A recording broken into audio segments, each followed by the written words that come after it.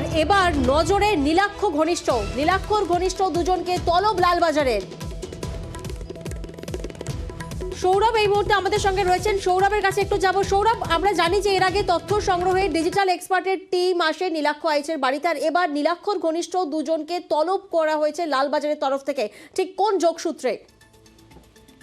দেখো, ইতিমধ্যে ললিত ঝার সঙ্গে যোগসূত্র পাওয়া গেছিল নীলাক্ষ আইচ, অর্থাৎ কলকাতার যে এনজিওর সাথে ললিত ঝা যুক্ত ছিল।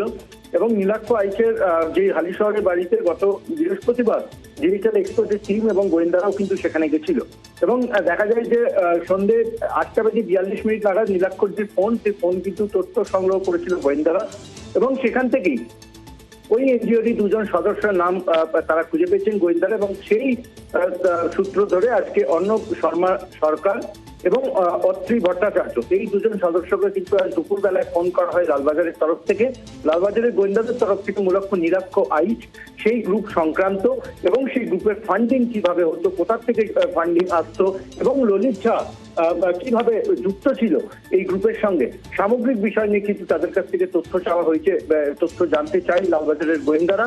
এবং পরবর্তী ক্ষেত্রে যেটা গোয়েন্দাদের তরফ থেকে বলা হয় যে আগামী দিনে প্রয়োজনে তাদেরকে লালবাজারেও তারা ডাকতে পারেন, এমনটাও কিন্তু বলা হয়েছে গোয়েন্দাদের তরফ থেকে। এমনটাই কিন্তু অর্ণব শর্মা সরকার এবং অত্রি ভট্টাচার্য পরিবার সূত্রে আমরা জানতে পারছি।